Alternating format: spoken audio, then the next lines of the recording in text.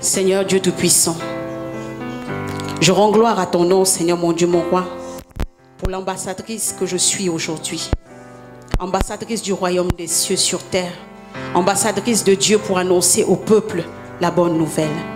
Aujourd'hui encore, Seigneur Dieu de gloire, je suis l'instrument que tu t'es choisi pour raconter une histoire, celle de Damas. Celle de Damas. Celle de Damas. Avant de parler de Paul, Père éternel, assurément je parlerai de moi. Alors je prie que quelqu'un en ce lieu soit béni par ce que tu as mis en moi. Je prie, éternel Dieu de gloire, que quelqu'un reçoive quelque chose de particulier. Qu'une vie soit transformée. Qu'une destinée soit changée. Qu'une vie soit impactée. Qu'une femme, qu'un homme change, Seigneur Dieu de gloire, de vision. Et que la chose que tu as mis dans cette personne se réveille. Soit révélée dans le nom puissant de Jésus. En ton nom précieux, mon Dieu, mon roi, j'ai ainsi prié. Je disparais pour que tu apparaisses. Amen.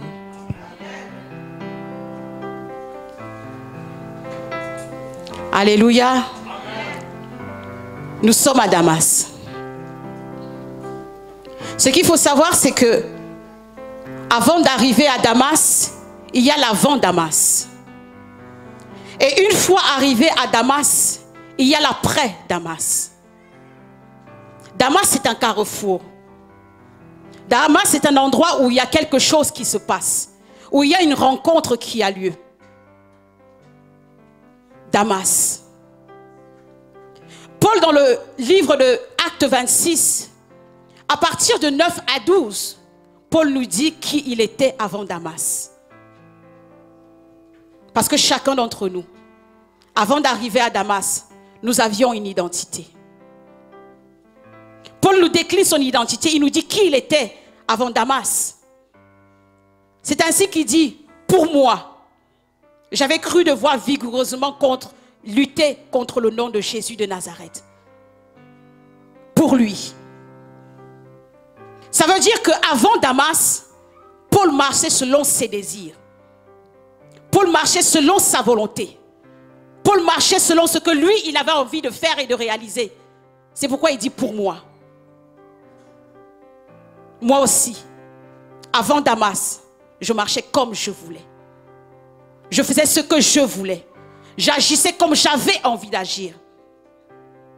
Si un homme me plaisait, je prenais pour moi de me l'approprier. C'est mon homme. Peu importe s'il était marié ou pas, je me l'appropriais. Parce que je marchais comme je voulais. Avant Damas, je faisais comme Paul. J'ai besoin, je prends. Peu importe la loi. Si je veux, je dois l'acquérir. Peu importe les contradictions ou les traditions.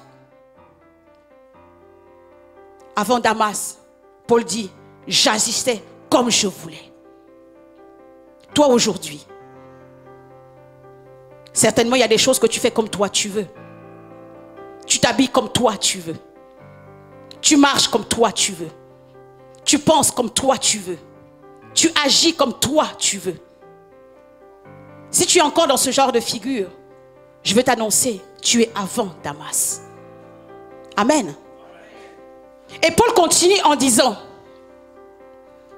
ce que j'ai fait, je l'ai fait à Jérusalem. J'ai jeté en prison plusieurs des saints, ayant reçu ce pouvoir des principaux sacrificateurs. Il reconnaît que ce qu'il faisait, il ne venait pas de Dieu. Parce qu'il le recevait d'autres hommes qui eux-mêmes n'avaient pas la connaissance de Jésus. Les principaux sacrificateurs qui ont rejeté Jésus. Qui ont harcelé Jésus. Qui ont pourchassé Jésus. Paul dit, quand je n'agissais pas comme moi je pensais, j'agissais comme ces gens-là voulaient. Aujourd'hui, la société te pousse à faire certaines choses. Des choses même qui des fois ne vont pas dans la volonté de Dieu. Combien de nous nous sommes retrouvés à faire des choses parce que l'État a dit d'eux. L'État cautionne le divorce, je vais divorcer. Là tu agis dicté par quelqu'un. C'est ainsi que Paul disait, j'agissais dicté par les principaux sacrificateurs. Aujourd'hui encore des fois tu es influencé par des mauvaises fréquentations. Aujourd'hui encore des fois tu es influencé par des films qui sont tournés par des païens. Aujourd'hui encore, tu es influencé par des stars. J'ai envie d'être comme Beyoncé. J'ai envie d'être comme Rihanna. Non, moi, mon idole, c'est Nicki Minaj. Tu es influencé par les principaux sacrificateurs. Des personnes qui n'ont pas conscience de Jésus. Des personnes qui rejettent Jésus. Des personnes qui vont t'influencer, mais dans le mal. Laisse-moi te dire, tu es encore avant Damas. Avant Damas, tu marches soit selon ta volonté, soit selon la volonté des personnes qui rejettent Jésus. Rentre dans ta vie actuellement et essaie de situer où tu es. Est-ce que tu es avant Damas? Est-ce que ce sont les personnes qui t'influencent? Est-ce que c'est toi-même qui dictes ta façon de faire ou de penser, ou encore d'être ou de te vêtir?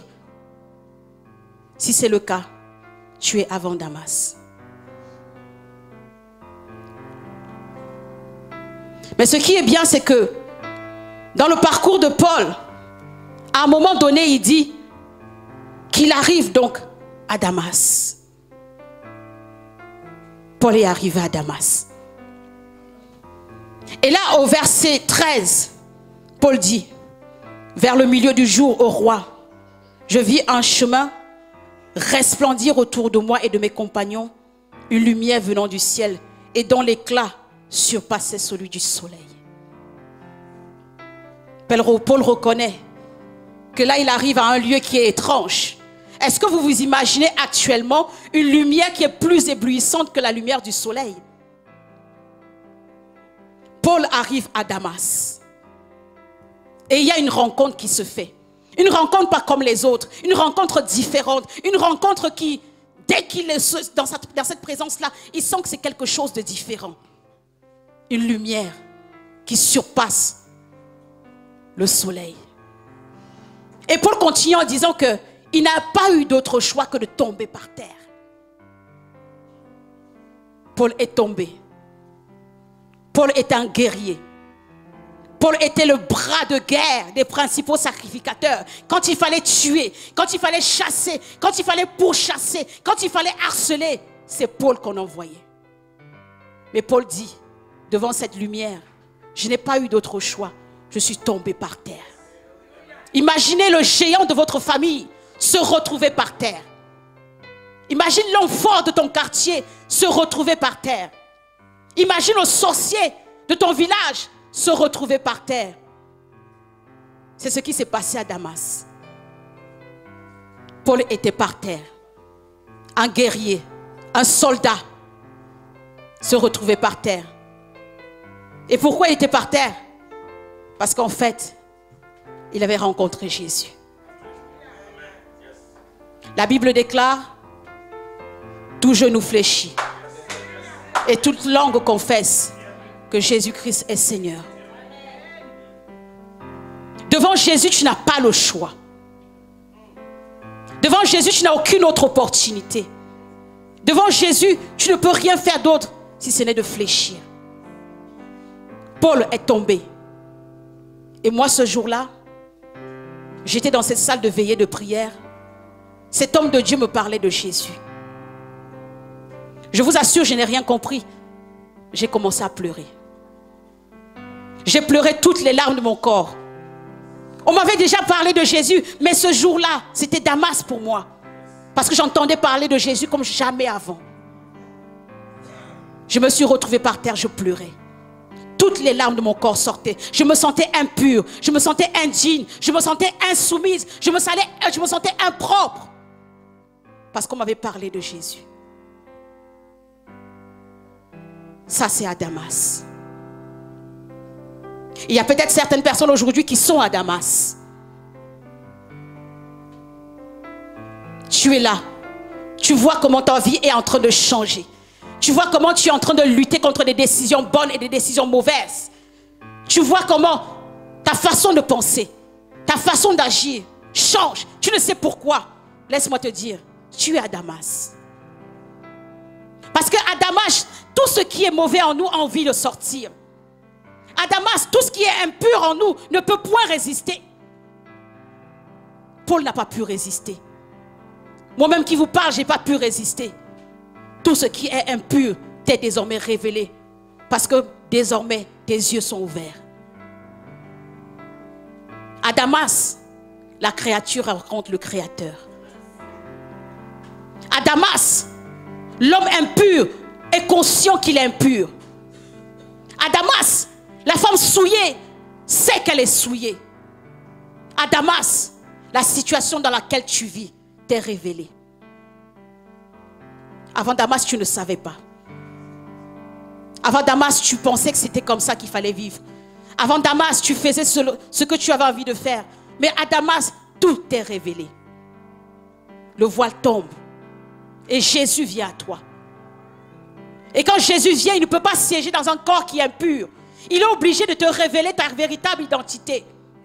Moi, je te vois plus, mais regarde en fait comment tu es. Tu es adultérienne. Tu es voleur. Tu es sorcier. Tu es mendiant. À Damas, Dieu te révèle qui tu es. Peut-être aujourd'hui, toi, tu es à Damas. Peut-être aujourd'hui, tu rentres dans la partie où Dieu t'ouvre les yeux sur qui tu es. Et je prie vraiment que tu aies envie de changer après que Dieu t'ait révélé qui tu es. Et à Damas, Paul nous dit encore que non seulement il a rencontré Jésus, non seulement il est tombé, mais Jésus lui a parlé. Dieu parle tantôt d'une façon, tantôt d'une autre. Mais ce qui est sûr, c'est que toi aussi, si tu es passé à Damas, Dieu t'a parlé. Dieu t'a dit ce qu'il attendait de toi. Dieu t'a dit où il voulait aller avec toi. Dieu t'a dit ce qu'il devait faire avec toi. Même s'il ne t'a pas dit le comment, parce que des fois il ne nous dit pas comment. Mais il t'a parlé. C'est ainsi qu'il dit à Paul, mais lève-toi et tiens-toi sur tes pieds. Car je te suis apparu pour t'établir ministre. Moi, il m'a établi ambassadrice. Amen. Et témoin des choses que tu as vues et de celles pour lesquelles je t'apparaîtrai. Je t'ai choisi du milieu de ce peuple et du milieu des païens vers qui je t'envoie, afin que tu leur ouvres les yeux, pour qu'ils passent des ténèbres à la lumière, de la puissance de Satan à Dieu, pour qu'ils reçoivent par la foi en moi le pardon des péchés et l'héritance avec les sanctifiés. Dieu dit ce à quoi il appelle désormais Paul.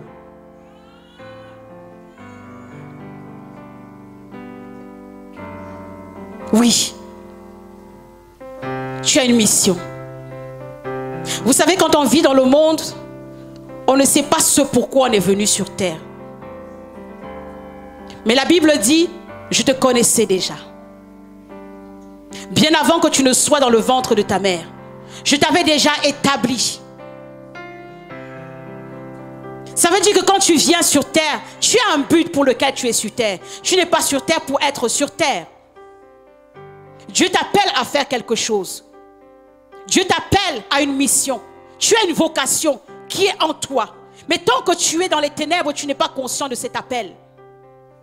Mais quand tu rencontres Dieu, désormais, tu rentres dans ta vocation. Tu rentres dans le plan que Dieu a pour toi. Tu rentres dans la mission pour laquelle, en fait, tu étais venu sur terre. Paul avait cette mission-là. C'est lui qui devait aller parler de Jésus.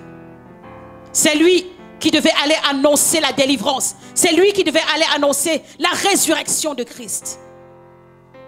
Mais tant qu'il était avant Damas, il faisait tout autre chose.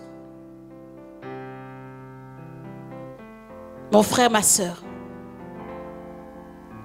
avant Damas, tu fais des choses qui ne sont pas ce pourquoi Dieu t'a appelé. Mais je prie vraiment que tu arrives à Damas. Pour que tu saches où tu vas. Pour que tu saches ce à quoi tu es appelé. Pour que tu puisses agir en fonction de ce à quoi Dieu t'attend.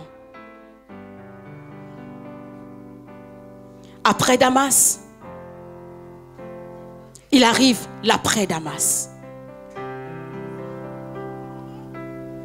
Après Damas, je me suis interrogée. Seigneur, je t'ai rencontré. Tu m'as révélé que ce que je faisais n'était pas bon. Tu m'as dit que j'étais voilée, que j'étais dans l'impudicité. Tu m'as dit que je n'étais pas la femme que tu avais mise au monde. Mais maintenant que je suis là, Seigneur, que va-t-il se passer après? Alors Paul arrive dans ce que j'ai appelé l'après-Damas. Après Damas, Paul dit, en conséquence, roi Agrippa, je n'ai point résisté à la vision. En fait, quelque part, il n'avait pas le choix. Quand Dieu s'impose à toi, tu n'as point d'autre choix que d'obéir. Je n'ai point résisté à la vision. À ceux de Damas d'abord, puis à Jérusalem, toute la Judée. Et chez les païens, j'ai prêché. Paul ne tuait plus. Paul ne pourchassait plus. Paul n'était plus contre l'évangile de Jésus de Nazareth. Désormais, il prêchait. Il prêchait. Il annonçait Jésus mort et ressuscité. Il annonçait qu'il y a une vie après la mort. Il annonçait qu'il y a des hommes qui ont été oints et choisis par Dieu pour annoncer le message de la vie éternelle.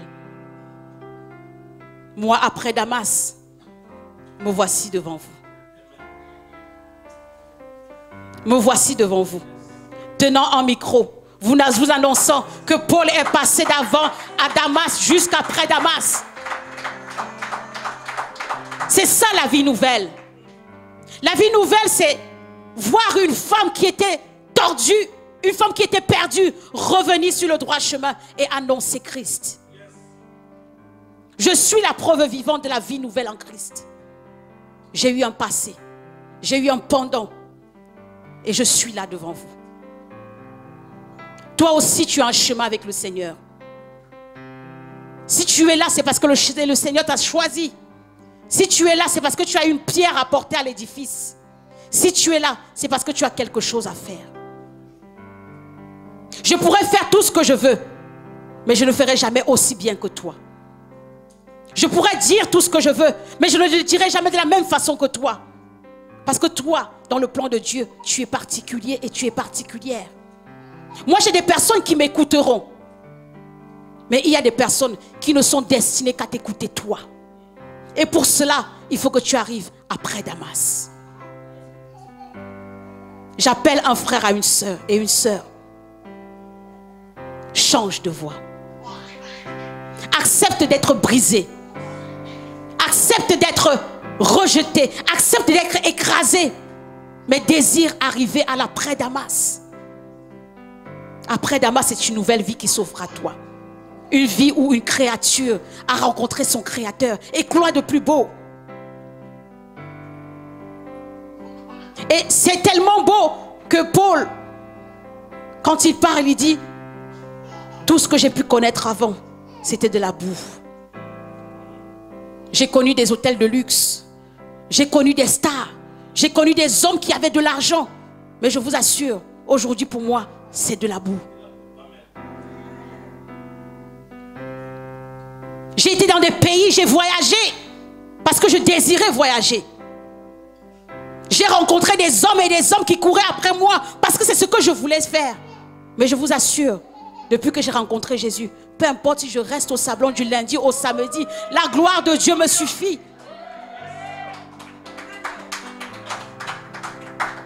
La gloire de Dieu me suffit. Peu m'importe aujourd'hui d'aller en Espagne, peu m'importe d'aller à Londres, peu m'importe d'aller au Luxembourg. Tous ces pays, je l'ai fait, mais quelque part, je n'étais pas heureuse. Parce que dans ton cœur, il y a un vide en forme de Dieu. Tant que Dieu n'est pas rentré, ton puzzle ne sera jamais complet. Et pour conclure, nous allons aller à Acte 26 au verset 2. Acte 26, verset 2. Paul dit, je m'estime heureux, roi Agrippa, d'avoir aujourd'hui à me justifier devant toi de toutes les choses dont je suis accusé par les Juifs. Un homme est en prison parce qu'il a annoncé Jésus mort et ressuscité. Un homme est en prison, il ne sait pas quand est-ce qu'il sortira. Un homme est en prison privé de sa liberté Mais il dit, je suis heureux. Je suis heureux. Il est en prison. Il ne peut ni aller ni venir comme il veut. Il ne peut ni faire ce qu'il veut. Il ne peut même voir qui il veut. Mais Paul dit, je suis heureux. Après Damas, c'est ce qui arrive. Peu importe si tu vis dans une bicoque, tu es heureux. Peu importe si tu as 2 euros dans le compte, tu es heureux. Peu importe si ta vie n'a pas du sens aux yeux des autres, toi, tu es heureux. Et Paul dit au roi Agrippa, en fait, je suis heureux. Pourquoi? Parce que moi, on me critique parce que j'annonce Jésus mort et ressuscité. Demeurez bénis.